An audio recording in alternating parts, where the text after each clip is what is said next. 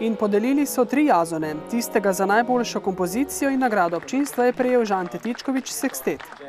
Jaz bi kar rekel, da nagrada občinstva, čeprav seveda nagrada strokovne žirije za kompozicijo je največ zaradi tega, ker so to kompozicijo ocenjevali mojstri, ampak če občinstvo začuti glasbo, je to v bistvu cilj vseh glasbenikov. Letos je bila kvaliteta vseh 3 bendov, ki so prišli v finale, izredno visoka in to se je pokazalo seveda tudi v odločitvi žirije, ki je bila zelo tesna, pravzaprav žirija je zasedala precej dlje, kot je bilo mišljeno, pa tudi recimo glasovi občinstva so bili razporejeni zelo enakomerno.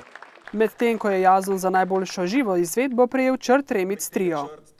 Nam se mi zdi, da vsem trem pomeni zelo veliko, ker danes dobiti snemanje, sploh pa za 2 dni v takem vrhunskem studiu, ki je RSL, se mi zdi, da ni kar tako. Vsekakor smo zreli za nek posnetek tega in to nam vsekakor pride prav zdaj za nadaljnjo promocijo in se seveda, da se še preizkusimo pač v studiu. Smo že navajeni v 2 dneh vse posneti, tako da ne bo problema.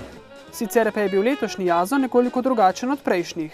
Letos je pač 10. jazon, odločili smo se za to spremembo koncepta, ravno zato, da nekoliko približamo mogoče širši publiki to tekmovanje, ki je bilo pač doslej na nek način precej abstraktno, ker so pač tekmovale nekako kompozicije med sabo v izvedbi istega benda.